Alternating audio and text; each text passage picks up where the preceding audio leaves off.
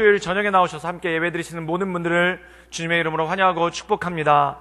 우리 옆에 분들 바라보시면서 잘 오셨습니다 이렇게 한번 인사해 주시겠습니까? 예, 잘 오셨습니다. 주님의 이름으로 환영하고 축복합니다. 예, 오늘 저는 지혜와 총명이라는 제목을 가지고 함께 하나님의 말씀을 나누기를 원합니다. 오늘 말씀에 보면은 솔로몬이라는 왕이 나오는데, 이 솔로몬은 이름이 하나가 더 있죠. 여디디아라고 해서 여호와께 사랑을 입었다라는 그러한 이름의 뜻이 있습니다. 그래서 하나님께 사랑받은 자, 그리고 하나님께서 사랑하시는 자라는 그러한 이름의 뜻이 있는데, 그렇다면 이 본명인 솔로몬이라는 이름의 뜻은 무엇인가? 이것은 그 솔로몬이라는 이름의 어원이 샬롬, 즉 평화라는 말에서 나왔다는 겁니다. 그래서 이 솔로몬이라는 이름을 정확하게 얘기를 하자면은 평강, 평화, 그리고 화평에 대한 이름이 바로 솔로몬이라는 이름이죠. 그런데 이 성경에 보면은 이름이 그냥 가는 것이 아니라 그 이름이 그의 삶 가운데 뜻하는 바가 있고, 또한 이름을 통해서 역사하시는 그런 하나님의 모습이 있다는 겁니다. 그래서 이 솔로몬 시대를 보면은 말 그대로 이스라엘 백성들이 평화를 누렸던 시대고, 그리고 사울 왕과 다윗 왕 때 그렇게 전쟁이 많았는데 단 한 번의 전쟁도 없는 그러한 모습으로 나갔던 시대가 바로 이 솔로몬의 시대였던 것을 볼 수가 있죠. 그래서 오늘 이 열왕기상 4장에 보면은 솔로몬 시대에 대해서 요약을 하고 있는데, 이렇게 요약을 하고 있습니다. 유다와 이스라엘의 인구가 바닷가의 모래와 같이 많았다. 즉 이 사람들이 평화를 누리면서 많은 사람들이 가정에서 자녀들을 기르고, 또한 이 가정들이 번성하는 그러한 일들이 있었다는 거죠. 그래서 인구 숫자가 급격하게 늘기 시작했다는 겁니다. 그런데 인구 숫자가 급격하게 늘면은 여러 가지 사회적인 문제가 생기거나 또한 식량의 부족이 생길 때가 있죠. 그런데 이 이스라엘은 전혀 그렇지가 않았다는 겁니다. 그래서 말씀 가운데 보면은 먹고 마시기를 즐거워했다. 즉 먹을 것과 마실 것이 굉장히 풍족했고, 그리고 농토가 풍요로웠다는 것을 볼 수가 있었죠. 또 어떤 말씀이 나오냐면은 그들이 넓은 영토를 가지고 있었다. 실제로 솔로몬 시대 때 이스라엘 역사상 가장 넓은 영토를 소유하고 있었을 때가 바로 이스라엘 시대였었습니다. 그래서 이들이 넓은 영토를 가지고 있었고, 또한 이웃 나라들이 조공을 바쳤다는 겁니다. 그리고 마지막으로는 뭐라고 말씀하고 있냐면 그 사방에 둘린 민족들과 평화를 누렸다라고 말하고 있습니다. 즉 주변 나라들이 이스라엘에 조공을 바쳤는데, 이것이 어떤 힘에 억눌리거나 또한 이 군사력이 억눌려서 어쩔 수 없이 세금을 바치는 것처럼 조공을 바치는 것이 아니라, 주변 나라들이 이 이스라엘을 존경하는 마음에, 또한 주변 나라들이 이스라엘과 잘 지내고자 하는 마음에 기쁜 마음으로 조공을 바쳤고, 이 주변 나라들과 굉장히 평화로운 삶을 살았다라는 말씀이 이 말씀 가운데 있다라는 것입니다. 그런데 우리가 한 가지 주목해야 될 것이 있습니다. 그럼 도대체 솔로몬이 어떠한 점을 가졌기 때문에, 또한 솔로몬이 어떠한 능력을 가졌기 때문에 이렇게 나라를 평화롭게 다스리고 또한 주변 나라와도 평화로움을 가질 수 있었는가? 정말 말 그대로 정치, 경제, 문화, 사회, 그리고 외교까지 모든 것을 걸쳐서 평화를 누리던 시대가 바로 이 솔로몬의 시대였다는 것이죠.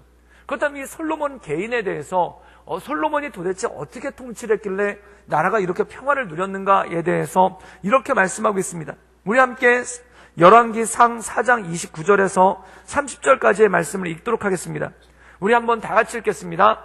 시작. 하나님이 솔로몬에게 지혜와 총명을 심히 많이 주시고 또 넓은 마음을 주시되 바닷가에 모래같이 하시니 솔로몬의 지혜가 동쪽 모든 사람의 지혜와 애굽의 모든 지혜보다 뛰어난지라. 아멘. 오늘 말씀 가운데 보면은 하나님께서 솔로몬에게 지혜와 총명을 주셨다라고 말씀하고 있습니다. 그리고 더불어서 뭘 주셨냐면은 넓은 마음을 주셨는데, 이 마음의 넓이가 어땠는가? 바다와 모래와 같았다. 즉 굉장히 풍성하고 풍부했다는 뜻이죠. 또한 이 솔로몬의 지혜와 총명에 대해서 어떻게 설명하고 있냐면 열왕기 4장 30절에 솔로몬의 지혜가 동쪽의 모든 사람의 지혜와 애굽의 모든 지혜보다 뛰어난지라. 이 당시 최고의 지혜를 가지고 있었던 나라는 이집트, 그 다음에 동쪽의 나라는 메소포타미아에 있는 그러한 나라들입니다. 이 나라들은 세계 문명의 발상지이죠. 그리고 이집트 같은 경우에는 건축 기술이 얼마나 뛰어났는지 지금도 그대로 보존되고 있는 피라미드라든지 스핑크스와 같은 그러한 건축물들이 지금도 있습니다. 이 건축물들이 그냥 짓는 게 아니라 균형을 잡아야 되고, 또한 돌을 다루는 기술이 있어야 되고, 수학적인 완성도가 없으면은 이 정도 큰 건물을 세울 수가 없었다는 것이죠. 그래서 이 당시 이집트와 동방의 나라들이 당대의 모든 지식과 기능, 기술, 그리고 모든 과학기술에 있어서 압도적인 나라였다는 겁니다. 근데 솔로몬의 지혜가 어땠냐면 그러한 동쪽의 나라들이나 심지어 이집트보다도 훨씬 더 뛰어났다라는 그러한 말씀이 나오는 것을 볼 때가 있다는 것입니다. 그리고 솔로몬이 지혜가 이것으로 끝난 것이 아니라 우리가 알고 있는 잠언, 이 잠언 성경을 기록한 때가 바로 이때였다는 것입니다. 그렇다면 사랑하는 여러분, 우리가 한 가지 염두에 둬야 될 것이 있습니다. 그럼 도대체 솔로몬의 지혜는 무엇이겠습니까? 이 솔로몬의 지혜에 대해서 너무나 잘 나오고 있는 것이 바로 잠언 말씀입니다. 근데 잠언은 지혜에 대해서 뭐라고 정의를 내리고 있냐면 여호와를 경외하는 것이 지혜의 근본이다 라고 말씀하고 있습니다. 그럼 솔로몬의 지혜와 총명, 그 다음에 그의 넓은 마음, 그리고 동방이나 또는 이집트보다도 훨씬 더 지혜로웠던 그의 마음의 근본, 그의 지혜의 샘은 어디서 나왔냐면은 여호와와 함께 함을 통해, 하나님과 함께 함을 통해, 그리고 하나님을 경외함을 통해 그가 온전함을 이뤄나갈 수 있는 능력이 있다라는 것입니다. 사랑하는 여러분, 여러분 삶 가운데 여호와를 경외하는 이러한 지혜가 충만할 수 있기를 주님의 이름으로 축원합니다. 그런데 중요한 것이 있습니다. 하나님을 경외한다는 것은 무엇입니까? 이 경외한다는 말은 한마디로 얘기해서 공경할 경자와 두려워할 외자를 쓰고 있습니다. 다시 말해서 하나님을 공경하고 하나님을 두려워한다는 뜻이죠. 그렇다면 여기서 하나님을 두려워한다는 것이 벌벌벌 떤다는 뜻이 아닙니다. 또한 하나님에 대해서 어떤 공포감을 느끼고 내가 하나님을 말씀을 지키지 않으면 죽겠구나라는 그러한 공포감 가운데 있는 것이 아니라는 것입니다. 그럼 하나님을 경외한다는 것은 무엇입니까? 그것은 바로 하나님과 날마다 동행하는 삶을 산다는 것이죠. 그럼 하나님과 동행하는 삶이 무엇입니까? 우리의 인생 가운데 하나님이 나와 함께 하심을 날마다 기억하며 사는 것이라는 것입니다. 사랑하는 여러분, 이것은 굉장히 중요한 신앙의 모습입니다. 예레미야 선지자가 이 이스라엘 백성들을 꾸짖을 때 뭐라고 꾸짖었냐면 마치 너희의 말하는 것과 너희의 생각하는 것과 너희의 행동하는 것이 마치 하나님이 없는 자와 같이 하는도다 라는 그러한 말을 합니다. 사랑하는 여러분, 이것은 무슨 뜻입니까? 그들이 입술로는 하나님을 경외합니다, 하나님을 찬양합니다, 또한 하나님과 동행합니다 라고 얘기하지만 마치 하나님이 없는 것처럼 행동하고 하나님이 없는 것처럼 살았다는 것입니다. 사랑하는 여러분, 우리가 하나님의 속성에 대해서 배울 때 하나님의 첫 번째 속성은 무엇입니까? 말 그대로 전지전능입니다. 이 전지전능이라는 뜻은 무엇입니까? 모든 것을 알고 계시고 모든 것에 능하신다는 것이죠. 또한 우리가 하나님의 속성에 대해서 배울 때 무소부재라고 얘기합니다. 이 말의 뜻은 뭐냐면 어느 곳에나 계신다는 뜻이죠. 그래서 다윗이 하나님을 노래할 때, 하나님을 찬양할 때 뭐라고 노래했냐면 내가 여호와의 눈을 피해 어디로 가겠습니까? 내가 바다 끝에 거한다 할지라도 거기 주님의 시선이 있고, 또한 내가 물속 깊이 있든다 할지라도 그것까지 주님께서 보고 계신다라고 말씀하고 있습니다. 그리고 또 뭐라고 고백하고 있냐면 주님께서 우리를 눈동자와 같이 지키시고 우리의 머리털까지 세신 바 되었다라고 말씀하고 있습니다. 이것은 무슨 뜻입니까? 하나님이 나를 주목하신다는 것이죠. 그리고 하나님께서 나를 보고 계신다는 것이죠. 그렇다면 이 솔로몬이 말하는 지혜는 무엇입니까? 하나님이 나를 보고 계신다는 것, 또한 하나님이 나와 함께 하신다는 것, 또한 하나님께서 나와 동행하신다는 것을 마음 가운데 날마다 염두하며 사는 것, 이것이 바로 온전한 지혜라는 것입니다. 그럼 사랑하는 여러분, 중요한 것이 있습니다. 하나님이 나를 보고 계신다라고 생각을 하면은 어떻게 내가 말하는 것, 또한 내가 생각하는 것, 또한 내가 행동하는 데 있어서 함부로 할 수가 있겠습니까? 절대 함부로 할 수가 없다는 것이죠. 한 가지 예를 들자면 이런 것입니다.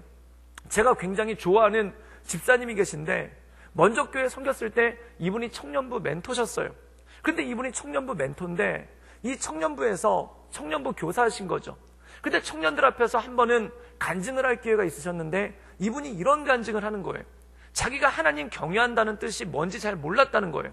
근데 이분이 신앙생활도 참 좋으시고 또한 기도도 열심히 하시고 또한 굉장히 여러 사람들과 더불어서 관계도 잘 하시는데 뭐 교회에서 보면 완벽한 크리스찬입니다. 근데 이분이 한 가지 안 좋은 습관, 이분의 은밀한 습관이 하나 있는데 그게 뭐냐면은 음주를 좀 즐기시는 습관이 있는 거예요. 그래서 술 드시는 것을 이거 예수님을 갖다가 40 넘어서 믿기 시작하셨는데 그 40대까지 술을 엄청나게 좋아하시고 또한 술을 굉장히 잘 드셔가지고 예수님을 믿고 난 다음에도 세례도 받으시고 직분도 받으셨는데 이 술이 안 끊어지는 거예요. 그런데 뭐 밖에서 술을 마실 수가 없으니까 어떻게 했냐면 집에서 몰래 저녁에 밥 먹을 때마다 반주를 겸해서 이 소주라는 술을 갖다가 한 잔씩 드신 겁니다. 그런데 이렇게 먹고 있는데 한 번은 목사님이 그 집에 신방으로 오신 거예요. 그래가지고 신방 예배를 갖다가 구역 식구들이랑 함께 드리고 그 다음에 이렇게 저녁 식사를 같이 하고 있는데 7살 날 아들이 늦둥이로 아들을 하나 낳는데 이 7살 난 아들이 갑자기 냉장고로 쪼르르 뛰어가더니 거기서 소주병을 가져와가지고 아빠한테 가져가면서 아빠 왜 아빠가 좋아하는 아빠 주스 안 먹어? 막 이렇게 얘기를 하더라는 거예요. 근데 그분이 저녁에 술 마시면서 뭐라고 했냐면 이거는 아빠만 마시는 아빠 주스야. 그러니까 너는 먹을 수 없어. 그러면서 이렇게 소주를 한 잔씩 뭐 한 잔이 아니었겠죠.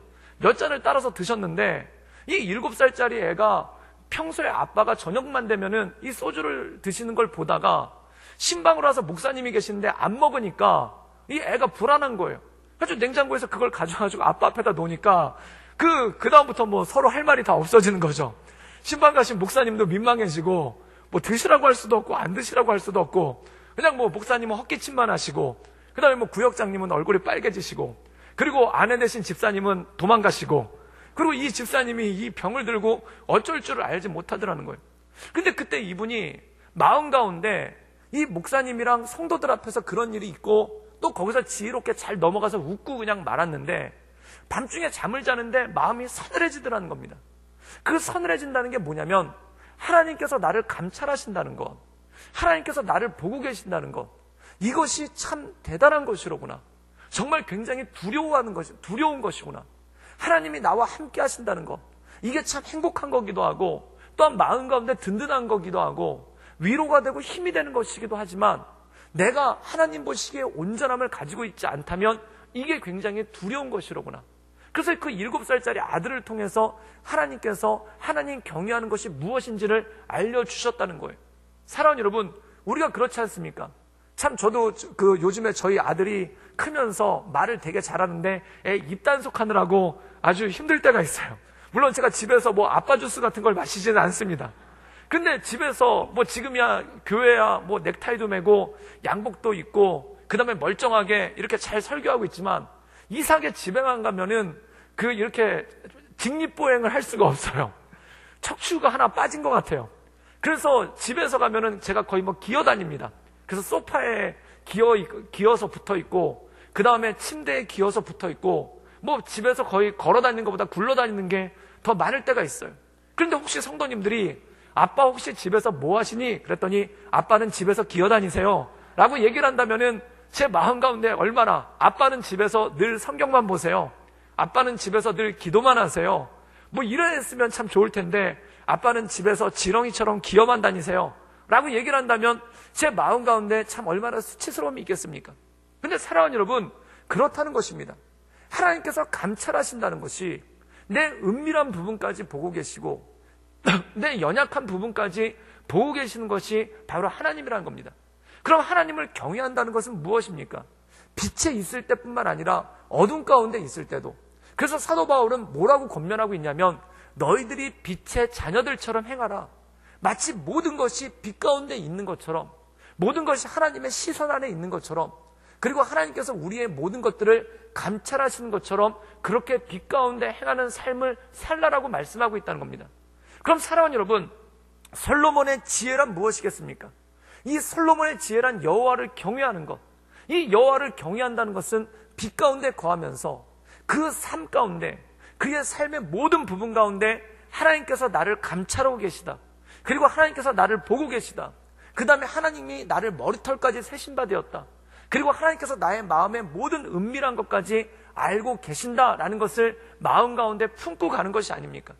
그래서 다윗은 그의 시편에서 하나님 경외함에 대해서 노래하면서 뭐라고 노래하고 있냐면 내 입술의 모든 말과 내 마음의 묵상이 주께 연락되기를 원하나이다. 이 말뜻은 무엇입니까? 우리 마음 가운데 품고 있는 생각, 그리고 내가 하는 말, 그 모든 것까지가 하나님께 다 연락이 된다는 거예요.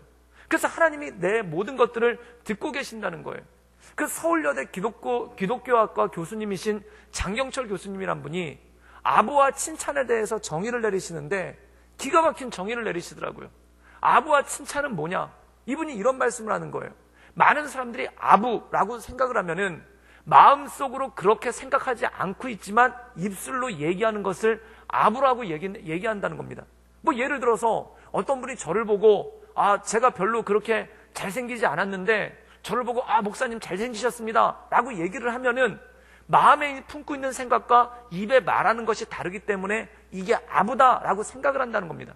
그런데 이 장경철 교수님은 이 아부와 칭찬에 대해서 뭐라고 얘기하냐면은 아부는 뭐냐면 제 앞에 있을 때는 목사님 잘생기셨습니다 라고 얘기하고 다른 데 가서 잘생기긴 뭐가 잘생겨 이렇게 얘기하는 거, 즉 말이 달라지는 게 이게 아부라는 겁니다. 그럼 사랑하는 여러분, 칭찬은 뭐냐면 마음 가운데 말이 동일하다는 거예요. 제 앞에서도 잘생기셨습니다 라고 얘기하고 다른 사람 앞에 가서도 목사님 참 잘생기지 않았느냐 라고 얘기하는 거. 물론 마음속으로는 별로 그렇게까지 잘생긴 것 같지는 않은데 라고 얘기해도 어디 가나 말이 동일한 거, 어디 가나 말이 일치되는 거, 이게 칭찬이고, 말이 사람에 따라서 달라지는 거, 또한 말이 대상에 따라서 달라지는 거, 이것을 아부라고 이분이 정의를 내렸어요. 근데 사랑하는 여러분, 우리가 하나님을 경외한다라는 것에 있어서 말이 그렇지 않습니까? 하나님께서 내가 여기서도 말하는 것을 듣고 계시고 또한 하나님께서 내가 저기서도 말하는 것을 듣고 계시면 어떻게 여기에서 하는 말과 저기에서 하는 말이 다를 수 있겠습니까? 말이 일치가 된다는 거예요. 사랑하는 여러분, 사람에 있어서 문제는 무엇입니까? 대상에 따라서 말이 달라지고 또한 여기서 하는 말 다르고 저기서 하는 말 다르니까 거기서부터 문제가 생기기 시작하고 어려움이 나타나는 거 아닙니까? 사랑하는 여러분, 이 다윗의 기도와 같이 하나님께서 내 입술의 모든 말을 감찰하시기 원한다. 이것은 뭐냐면 누구를 만나든지 어떤 대상을 만나든지 또한 어떤 사람에게 얘기하듯이 말에 일관성이 있는 것을 얘기한다는 겁니다. 그렇다면 솔로몬의 지혜는 무엇입니까? 말에 일관성이 있는 거예요. 왜 말에 일관성이 있습니까?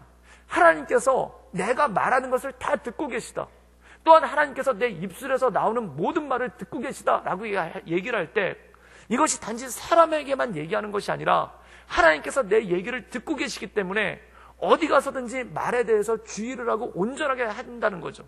그래서 야고보서에 보면은 우리가 다 실수가 많은 자라되 말에 실수가 없는 사람은 온전한 사람이라는 것입니다. 그리고 하나님께서는 뭐라고 말씀하시냐면은 내가 거룩하니 너희도 거룩하라. 그리고 하나님께서 우리에 대해서 온전해질 것에 대해서 말씀하시는 말씀이 성경에 얼마나 많이 나와 있습니까? 온전해진다는 건 무엇입니까? 하나님을 닮아가는 것입니다. 온전해진다는 것은 무엇입니까? 하나님의 시선을 의식한다는 것입니다. 그러면 이 다윗의 고백과 같이 내 입술의 모든 말이 주께 연락되기를 원한다라고 할 때 내 입술에 있는 언어가 여기서 하는 말이나 가정에서 하는 말이나 또한 교회에서 하는 말이나 친구들을 만났을 때 하는 말이나 또는 여러 믿음의 공동체 사람들과 만나서 하는 말이나 그 말이 동일해야 된다는 것이죠. 그 이유가 뭐냐면 사람에 따라 변하는 것이 아니라 하나님께서 우리를 이것을 보고 계신다는 것을 마음 가운데 염두에 두기 때문에 그렇다는 것입니다. 그리고 또 하나가 뭐냐면은 마음의 묵상이라는 거예요. 사랑하는 여러분, 마음의 묵상은 무엇입니까? 내 마음 가운데 생각하는 것입니다. 이 생각에 대해서 예수님께서 어떻게 말씀하시냐면은 살인과 간음에 대해서 설명하시면서 이렇게 말씀하십니다. 너희가 사람을 죽이지 말라, 살인하지 말라라는 말씀을 배웠다. 그런데 이 유대인들은 직접 사람을 칼이나 몽둥이를 가지고 죽여야지만 살인이라고 생각을 한 거예요. 그런데 예수님께서는 뭐라고 말씀하시냐면 너희들이 마음 가운데 누군가에 대한 미움과 증오가 있다면 그것조차도 살인이라는 거예요. 이것은 무슨 뜻입니까? 내 행동뿐만 아니라 마음의 생각을 하나님께서 감찰하신다는 것이죠. 또한 간음에 대해서 뭐라고 말씀하시냐면 자기 아내가 아닌 또는 자기 남편이 아닌 이성과 부적절한 관계를 맺는 것, 이것을 간음이라고 얘기합니다. 그런데 이것이 행동에만 있는 것이 아니라 마음속에 이성에 대해서 음욕을 품게 되면은 그건 역시도 간음이라는 겁니다. 이것은 무엇일까요? 하나님께서 우리 마음까지도 감찰하신다는 거예요. 그럼 하나님을 경외한다는 것은 무엇입니까? 생각까지도 조심해야 된다는 거예요. 말도 조심할 뿐만 아니라 생각까지도 조심해야 된다는 거예요. 그럼 많은 분들이 이렇게 얘기를 하십니다. 어떻게 우리 마음 가운데 미움이 없을 수 있겠습니까? 어떻게 우리 마음 가운데 분노가 없을 수 있겠습니까? 어떻게 우리 마음 가운데 때를 들어서 이성에 대한 음란한 마음이 없을 수 있겠습니까? 물론 있을 수 있습니다. 그런데 종교개혁자 루터는 이것에 대해서 어떻게 해석을 했냐면, 새가 머리 위로 날아가는 것은 어쩔 수 없다. 그러나 새가 네 머리 위에다 둥지를 짓게끔 해서는 안 된다는 거예요. 사랑하는 여러분, 미워하는 생각이 우리 마음 가운데 스쳐 지나갈 때가 있어요. 누가 내 앞에서 굉장히 예의 없게 행동하거나, 또한 누가 내 앞에서 거슬리는 말을 할 때 순간적으로 미움이 스쳐갈 수가 있습니다. 그런데 중요한 건 뭐냐면 그걸 품지 말라는 거예요. 그게 마음 가운데 둥지를 품도록 하지 말라는 거예요. 사랑하는 여러분, 사람의 악한 마음 가운데 하나가 뭐냐면 분을 풀지를 않는다는 겁니다. 그래서 에베소서에는 뭐라고 말씀하고 있냐면, 너희가 회개하지기 전까지 분을 풀어버리라는 것입니다. 사랑하는 여러분, 하나님을 경외함으로 여러분 마음 가운데 있는 분을 풀어버릴 수 있기를 주님의 이름으로 축원합니다. 왜 분을 품지 않으면 문제가 생기는가? 잠언에는 이렇게 말씀하고 있는 거예요. 분은 불과 같다는 거예요. 예를 들어서 활활 타오르고 있는 숯불이 있는데 그 숯불을 몸에 품고 있으면 옷이 타고 살이 타지 않겠습니까? 내가 다친다는 거예요. 분이 그것과 똑같은 거예요. 불을 품고 있는 자는 옷이 타듯이 분노를 품고 있는 자는 자기를 상하게 한다는 것입니다. 그래서 예수님께서는 마음의 생각을 감찰하는 것을 중요하게 생각하신다는 거예요. 이 사울이라는 사람이 있습니다. 이 사울이라는 사람은 다윗이 죽인 자는 만만이요 사울이 죽인 자는 천천히로다 라는 사람들의 이야기를 듣고 마음 가운데 분노가 치밀었어요. 그 다윗에 대한 분노, 시기와 질투가 치밀었다는 겁니다. 물론 그럴 수 있죠. 두 사람이 함께 가는데 한 사람은 칭찬받는다, 한 사람은 비난받는다 생각해 보십시오. 그럼 당연히 기분 나쁘고 마음 가운데 분노가 나오는 건 당연한 겁니다. 그런데 새가 지나갈 수는 있는 거예요. 그런데 중요한 건 뭐냐면 사울이라는 사람이 그 생각을 마음에 품었다는 겁니다. 마음 가운데 품으니까 어떤 생각이 드냐면 다윗이 전쟁터 나갔다가 좀 죽었으면 좋겠는 거예요. 그런데 내가 원하는 건 잘 안 돼요. 다윗이 좀 잘 안 됐으면 좋겠는데 계속 잘 돼요. 전쟁만 나갔다면 이겨서 돌아오는 거예요. 그래서 사울이 어떻게 하냐면 자연스럽게는 해결이 안 되니까 인위적인 방법을 사용합니다. 그게 뭐냐면은 어려운 전쟁터로만 골라서 보내는 거예요. 어려운 전쟁터로 골라서 보내면 여기서 죽지 않을까? 그런데 어려운 전쟁터에 보냈더니 승리를 더 많이 거두는 거예요. 이러니까 마음이 타오른다는 겁니다. 사랑하는 여러분, 사람이 누군가에 대해서 안 좋은 마음을 품고 있으면은 첫 번째 품는 마음은 이거예요. 저 사람이 좀 잘 안 됐으면 좋겠다 라는 마음이 마음 가운데 품기 시작해요. 여러분, 2단계에서 잘라버릴 수 있기를 주님의 이름으로 축원합니다. 요때 못 잘라버리면은 이게 좀 더 커지는 거예요. 그런데 이 사람이 좀 잘 안 됐으면 좋겠는데 잘 되는 거예요. 그리고 이 사람이 사람들한테 비난받았으면 좋겠는데 칭찬받는 거예요. 예를 들어서 내가 마음에 별로 들어하지 않는 사람이 리더가 됐어요. 그럼 사람들은 어떤 마음에 품냐면은 저 사람 리더가 됐으니까 욕 좀 먹었으면 좋겠다. 제대로 통솔을 못해가지고 제대로 이끌지를 못해서 주변 사람들한테 욕 좀 먹었으면 좋겠다. 이 마음이 마음 가운데 은근히 있다는 거예요. 근데 주변 사람들이 그 사람을 욕하면은 마음에 기뻐요. 그래가지고 뭘 그렇게까지 그러면서 속으로 뒤에서 웃어요. 그런데 오히려 사람들이 이 사람을 칭찬하는 거예요. 그럼 마음이 불안해지고 초조해지고 마음이 쪼그라들기 시작한다는 겁니다. 사랑하는 여러분, 이때 기도하실 수 있기를 주님의 이름으로 축원합니다. 요때 요 마음 제어하지 못하면 사울의 길로 가는 거예요. 그리고 또 어떤 일이 생기냐면 사람들이 자꾸 칭찬하니까 떠보려는 마음이 생겨요. 그래서 사람들 앞에 가지고 아무개가 지도자 되고 난 다음에 좀 어렵지 않나? 그런데 좋다고. 그럼 마음이 섭섭해져요. 그런데 어떤 사람이 요즘에 그 사람 아주 지도자 되더니 사람이 변했어. 이런 소리 들으면 갑자기 마음이 흐뭇해지는 거예요. 그리고 그 사람이랑 자꾸 얘기를 하려고 하는 거예요. 그 사람 얘기만 자꾸 듣고 싶은 거예요. 그리고 그 사람이랑 같이 서로 얘기를 나누는 거예요. 그럼 의견이 통일되죠. 저 사람 지도자로 있는데 좀 망신정 당하고 내려왔으면 좋겠다. 그 얘기를 갖다 둘이 늘 하게 되는 거예요. 그런데 이 사람이 망신만 당하고 내려왔으면 좋겠는데 내려올 기미가 없어요. 망신도 안 당해요. 그럼 어떤 생각을 하냐면 어떻게 하면 이 사람을 망신 줄 수 있을까? 그거를 모의하기 시작하고 그걸 궁리하기 시작한다는 겁니다. 그리고 나중에 이것도 안 되면은 거기서 화를 폭발시키는 거예요. 그래서 사울이 어떻게 했는가? 다윗한테 창을 집어 던지지 않습니까? 그러고 나서 그것도 다윗이 피해서 도망가니까 나중에 자기의 모든 힘을 기울여서 죽이려고 쫓아다니기 시작하는 거예요. 마음 가운데 둥지가 생긴 게 아니라 성이 생긴 겁니다. 미움의 성이 생긴 겁니다. 사랑하는 여러분, 주님께서 너희가 만약에 누구를 보고 미워하는 마음을 품으면 이게 살인이라 라는 말씀이, 아니 뭐 사람이 살다 보면 미워하는 생각도 못하나, 사람이 살다 보면 화도 안 나나, 물론 미워할 수도 있고 화도 낼 수도 있어요. 그런데 그것을 하루 이상 품지를 말라는 겁니다. 그냥 흘려보내라는 겁니다. 그것을 흘려보내지 않고 마음 가운데 그게 고여 있으면은 그것이 나를 몰락시키는 도구가 되고 나를 넘어뜨리는 도구가 된다는 겁니다. 그런데 우리가 그 마음을 흘려버리지 못하는 이유가 뭐냐면 그 사람을 바라보니까 흘려버리지를 못하는 거예요. 그 사람 웃는 것만 봐도 기분 나쁘고, 나한테 굉장히 기분 나쁜 얘기 해놓고 저기 가서 나를 굉장히 기분 나쁘게 만들어 놓고 저기 가서 그 사람이 하호하고 웃는 것을 보면은 그게 열불이 나는 거예요. 내 마음을 갖다가 힘들게 해놓고 저기 가서 그 사람을 잘 지내고 있는 것 같고 먹고 마시는 거 보면 마음 가운데 열불이 나는 거예요. 그러면 이것을 어떻게 이겨나갈 수 있느냐? 솔로몬의 지혜는 뭐냐면 하나님을 경외하라는 겁니다. 하나님이 이런 마음을 품지 말라고 하셨지. 하나님께서 해가 지기 전까지 이 마음을 품지 말라고 하셨지. 그러면 그걸 생각하면서 하나님께서 그 사람을 바라볼 때는 계속 화나는 마음만 증폭되지만 하나님을 묵상할 때, 예수님을 깊이 묵상할 때 이것을 흘려보낼 수 있는 마음이 생기기 시작한다는 것입니다.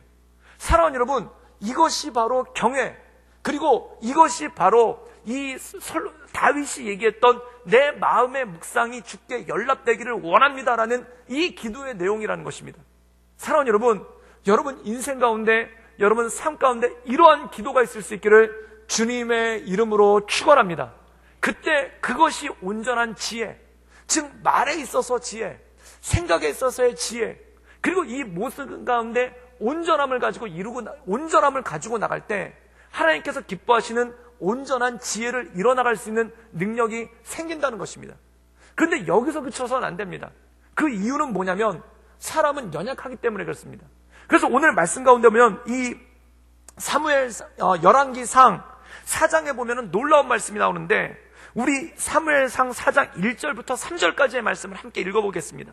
예, 우리 자막을 통해서 함께 읽겠습니다. 예, 우리 1절부터 3절까지 말씀을 읽을게요. 다 같이 읽겠습니다. 시작. 솔로몬 왕이 온 이스라엘의 왕이 되었고 그의 신하들은 이러하니라. 사독의 아들 아사리아는 제사장이요, 시사의 아들 엘리오렉과 아이야는 서기관이요, 아일루스의 아들 여호사밧은 사관이요. 이 말씀에 보면 놀라운 말씀이 나와요. 그게 뭐냐면 열왕기상 4장은 다윗의 신하들을 먼저 소개합니다. 솔로몬의 신하들을 소개합니다. 솔로몬이 왕이 됐어요. 그리고 그 최측근에서 그를 보좌하는 그 신하들에 대해서 얘기를 해요.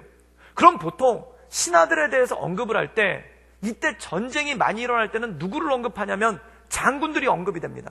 즉 군대 장관은 누구요? 사울을 보면은 사울이 나오고 사울의 신하들에 대해서 얘기할 때 그의 군대 장관은 아브넬이요, 그리고 다윗에 대해서 언급할 때 다윗의 군대 장관은 요압이요, 이렇게 언급이 됩니다. 그리고 나라가 평화로우면은 장군이 언급되는 게 아니라 누가 나오냐면은 재상들이 나와요. 즉 총리 대신에 대해서 언급이 돼요. 그런데 오늘 말씀 가운데 보면은 솔로몬이 왕이 됐는데 솔로몬의 신하로 가장 먼저 언급되는 사람이 누구냐면은 사독의 아들 아사리아라는 사람인데, 이 아사리아는 어떤 사람인가? 제사장이었다는 겁니다. 솔로몬의 최측근에, 그리고 솔로몬의 가장 최측근에서 그를 보좌했던 사람, 그와 함께 했던 사람이 누구냐면 제사장인 거예요. 사랑하는 여러분, 이것은 무엇입니까? 제사장은 예배를 주관하는 사람입니다. 제사장은 제사를 주관하는 사람입니다. 그렇다면 이 제사장을 최측근에 두었다는 말씀의 뜻은 무엇이겠습니까? 바로 솔로몬이 하나님께 제사 지내는 것을 인생의 첫 번째로 여겼다는 거예요. 그리고 하나님 앞에 제사 지내는 사람, 하나님께 예배하는 사람, 하나님을 찬양하는 사람, 하나님을 경배하는 사람을 그의 최측근의 친구로 두었다는 겁니다. 그 다음에 두 번째로 나오는데 어떻게 나오냐면 시사의 아들 엘리오렛과 아이야는 서기관이요. 여기서 서기관은 누구냐면 율법을 필사하는 사람들이에요. 이 당시 성경책이 출판 기술도 없고 책도 없으니까 양피지에다 놓는데 이 양피지가 몇십 년 안 되면 썩어버리거나 낡아버리는 거예요. 그럼 서기관들의 일은 뭐냐면은 그 양피지에 있는 하나님의 율법을 계속 필사하는 게 이들의 일이라는 겁니다. 그럼 이들이 필사하면서 이걸 가지고 뭘 하냐면은 율법을 가르쳐주고 말씀을 가르쳐주는 일종의 성경 선생님들이 서기관들이라는 거예요. 그렇다면 사울의 이 솔로몬의 최측근 첫 번째가 제사장이고 두 번째가 서기관이라는 거예요. 그럼 이 사람의 일생은 무엇입니까? 하나님께 예배드리는 것을 가까이 하고 하나님의 말씀을 가까이 하는 사람이었다는 거예요. 또 그 다음에 나오는 게 뭐냐면 이일룻의 아들 여호사밧이 나오는데 이 사람은 누구냐면 사관이었다는 겁니다. 사관은 무엇입니까? 역사를 기록하는 사람이에요. 즉 왕의 말과 이 왕의 행동을 기록하는 사람이에요. 사랑하는 여러분, 이것이 무엇입니까? 이 솔로몬이 자기의 삶에 대해서, 자기의 언어에 대해서 기록하는 사람을 옆에 둬서 그것을 보면서 체크하면서 내가 말에 실수는 없는지, 내가 행동에 실수는 없는지 이것을 계속 돌아보는 그러한 삶을 살았다는 것입니다. 사랑하는 여러분, 여러분 주변에 이러한 믿음의 친구가 있을 수 있기를 주님의 이름으로 축원합니다.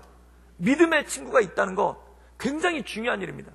저는 청년부 사역을 할 때 청년부를 제가 먼저 섬기던 교회가 청년부가 전체 9개예요.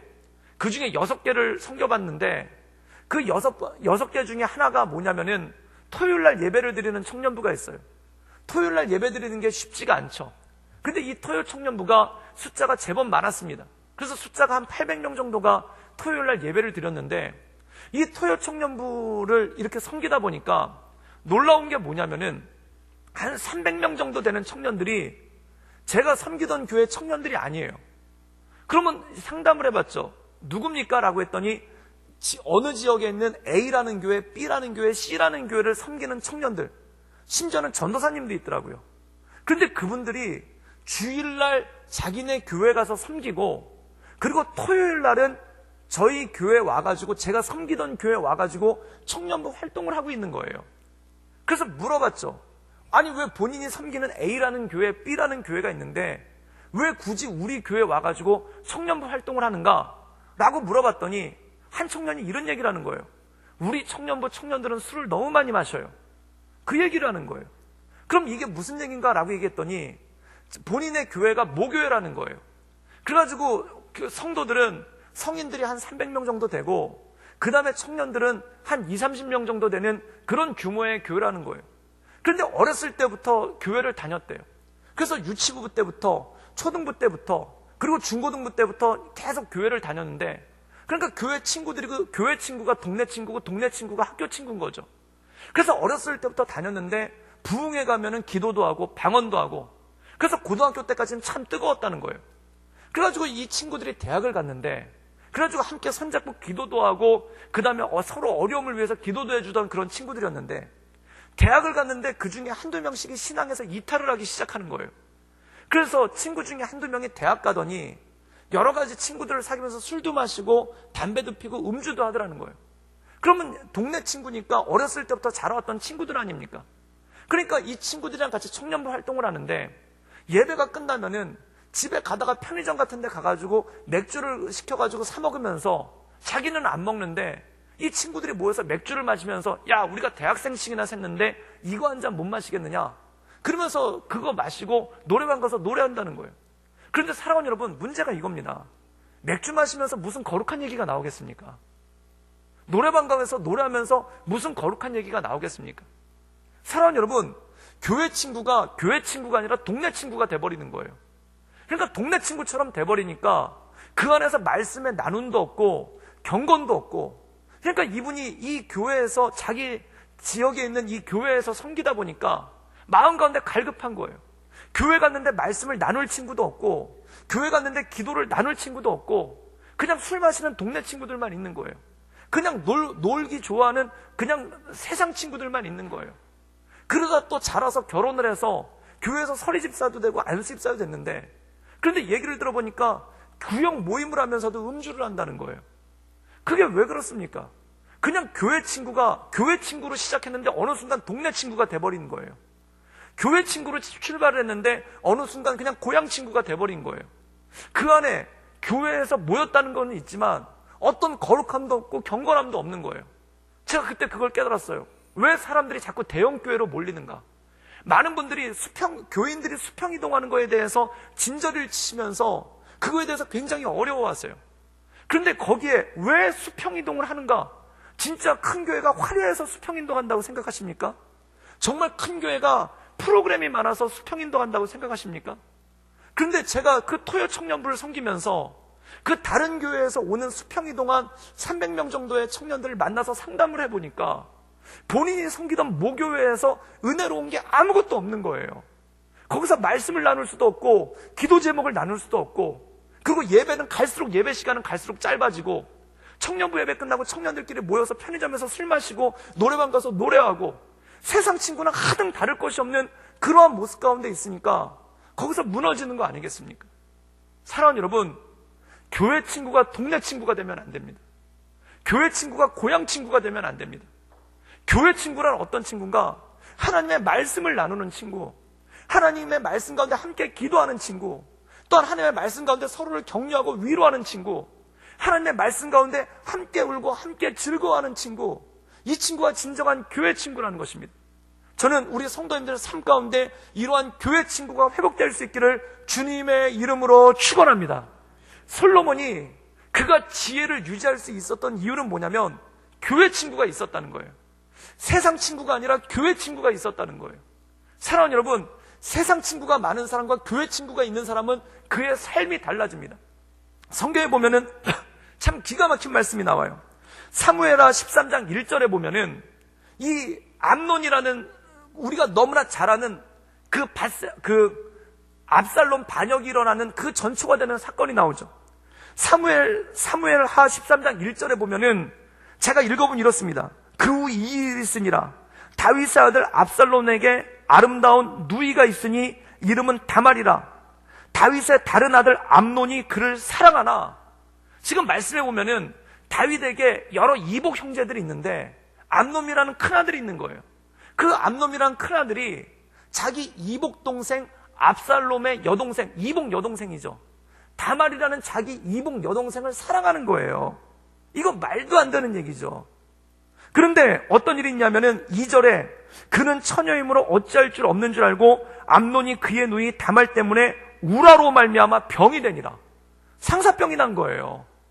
자기 이복 동생을 사랑하니까 어디 가서 말도 못하고 어디 가서 얘기도 못하고 이것 때문에 상사병이 나고 우라병이 난 거예요. 근데 중요한 게 있습니다. 3절에 보면은 암논에게 요나답이라는 친구가 있으니, 친구가 있기는 있어요. 근데 이 친구가 어떤 친구냐? 그는 다윗의 형 시므아의 아들이요 심히 강교한 자라. 동네 친구인 거예요. 이 동네 친구가 와서 어떻게 하냐면 4절에 그가 암논에게 이르되 왕자여 당신이 어찌하여 나날이 이렇게 파리하여 가는가? 이 사람 함께 울고 함께 즐거워하는 자예요. 함께 울고 함께 즐거워하긴 해요. 왜냐면 암논이 파리하니까, 안색이 안 좋으니까 너 뭐 문제 있냐? 함께 우는 거예요. 여러분, 그런데 동네 친구도 울어줄 수는 있습니다. 동네 친구도 즐거워해 줄 수는 있습니다. 그런데 무엇에 울어주느냐, 무엇에 즐거워해 주느냐가 이게 문제가 아니겠습니까? 왕자여, 내 친구야, 네 얼굴이 왜 이렇게 파리해 가느냐 라고 얘기를 합니다. 그랬더니 얼마나 친한 친구였으면 이 부끄러운 얘기, 심중에 있는 얘기를 암논이 요나답에게 털어놔요. 뭐라고 얘기하냐면 그가 암논에게 이르되 암논이 말하되 내가 아우 압살롬의 누이를 다말을 사랑합니다 하니라. 자기 이복 여동생을 사랑한다는 거예요. 여러분, 교회 친구였으면 어떻게 반응했겠습니까? 믿음의 친구였으면 어떻게 반응했겠습니까? 이 얘기를 듣고 친구야, 우리 기도하러 기도원 가자, 우리 금식하자, 이거는 안 돼 라고 하는 거예요. 이게 교회 친구예요. 그런데 동네 친구는 어떻게 했느냐면 꾀를 냅니다. 5절에 보면 요나답이 그에게 이르되 침상에 누워 병든 채 하다가 내 아버지가 너를 보러 오거든 그에게 말하기를 원하건대 내 누이 다말이 와서 내게 떡을 먹이되 꾀를 가르쳐주고 있는 거예요. 죄를 부추기고 있는 거예요. 여러분, 이게 동네 친구입니다. 내가 뭔가 때문에 마음에 근심이 있어요. 그 근심 때문에 울어주기는 해요. 그런데 해결책이 이 해결책이라면, 나에게 내가 어떤 일에 분노를 폭발시키고 있는데 나한테 와서 이런 해결책을 내주는 친구라면, 내가 마음 가운데 음욕을 품고 있는데 나한테 와서 이런 해결책을 내주는 친구라면 나를 죽이는 친구 아닙니까? 나중에 실제로 암놈은 이것 때문에 2년 후에 죽고 맙니다. 가장 불명예스러운 이름으로. 만약에 그가 이 솔로몬과 같이 제사장 친구, 서기관 친구, 그리고 사관과 같은 친구들, 하나님을 경외하는 자들과 더불어 함께 있었다면 이렇게 죄를 지을 수가 없는 거예요. 사랑하는 여러분, 왜 주님께서는 가족도 있고 동네 친구도 있고 직장 동료도 있는데 왜 교회를 우리에게 허락해 주셨습니까? 왜 교회라는 공동체를 허락해 주셨습니까? 교회 친구는 세상 친구와 달라야 되는 거예요.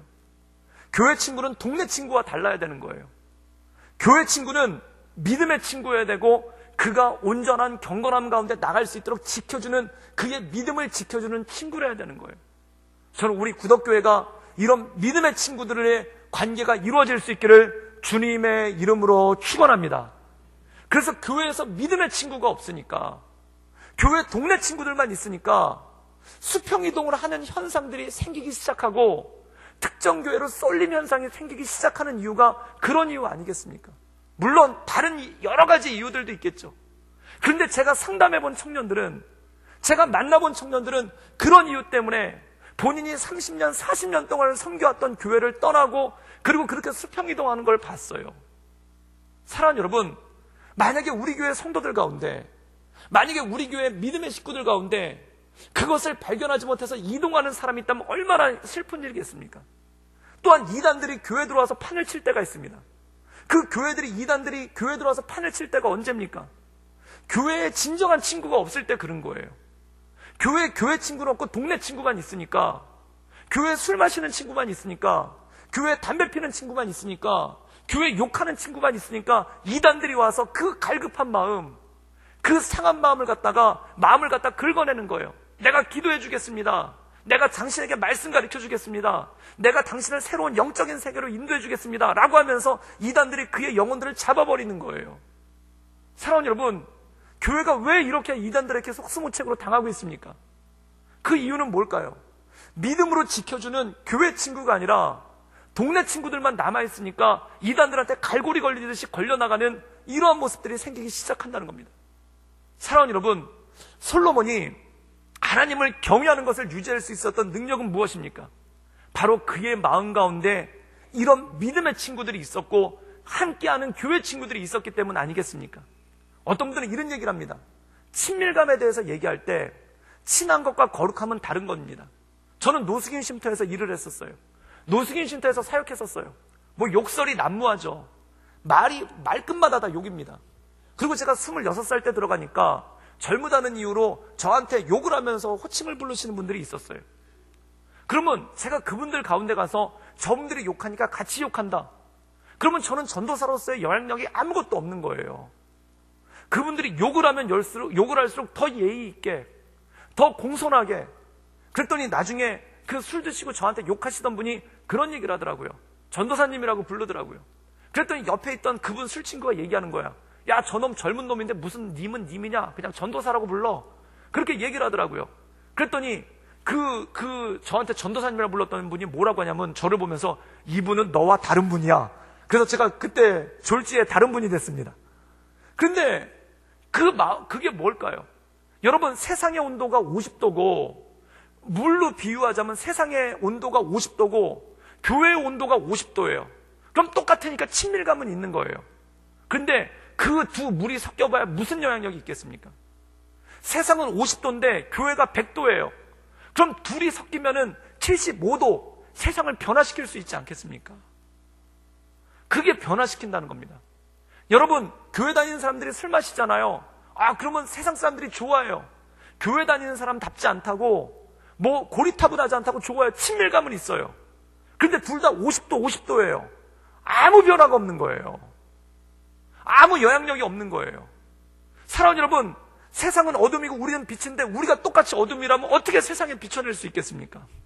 세상 온도도 50도고 우리도 50도면은 우리가 세상에 섞여본들 어떻게 세상의 온도를 올릴 수 있겠습니까? 세상이 50도면 우리는 100도로 해야 되는 거 아닙니까? 세상이 50도는 우리는 200도로 해야 되는 거 아닙니까? 그래야 세상에 나갔을 때 세상을 데필 수 있는 거 아니겠습니까? 그것이 사랑하는 여러분, 거룩이고 온전함이고 하나님을 경외함이라는 것입니다. 이 솔로몬 한 사람, 하나님을 경외하기로 작정했던 그 주님이 찾으시는 한 사람, 그리고 그 하나님을 경외하기 위해 자기의 입을 단속하고 자기의 마음을 단속하고 그것으로 부족해서 믿음의 친구들과 함께하면서 하나님을 예배하고 하나님의 말씀을 가까이 하고 그리고 자기의 삶의 행동 하나를 조심하려고 애썼던 그 솔로몬, 그 지혜의 사람 하나로 이 이스라엘과 유다가 복을 받지 않습니까? 사랑하는 여러분, 저는 우리를 통해 우리나라 대한민국이 복받기를 주님의 이름으로 축원합니다. 우리나라가 복받기를 축원합니다. 그럼 어떻게 되는가? 우리 교회가, 우리 성도 한 사람 한 사람이 솔로몬처럼 돼야 되지 않겠습니까? 하나님을 경외하는 사람, 그 경외함이 하나님 여호와를 경외함이 지혜의 근본인 것을 마음에 깨달아 아는 사람, 그래야 그 입술을 조심하고 그 마음의 생각을 조심하고 또한 주변의 사람들과 함께 믿음의 공동체를 이뤄나가 이 어둠 가운데 있는 세상 가운데 이 동네 친구밖에 없는 이 세상 가운데 교회 친구가 되어서 정말 말씀대로 함께 울고 함께 즐거워하는 믿음 안에 함께 울고 믿음 안에 함께 즐거워하는 공동체를 이룰 때 그때 온전한 하나님의 나라를 이뤄나갈 수 있지 않겠습니까? 그것을 위해서 주님께서 교회를 세우셨다는 거예요. 그것을 위해서 주님께서 우리 성도들을 부르셨다는 거예요. 저는 이 부르심에 합당하게 우리가 이 모든 사역들을, 이 모든 일들을 감당해 나가는 그러한 교회, 그러한 성도, 그리고 우리 다음 세대 가운데 이런 솔로몬 같은 그런 믿음의 사람들이 일어날 수 있기를 주님의 이름으로 축원합니다.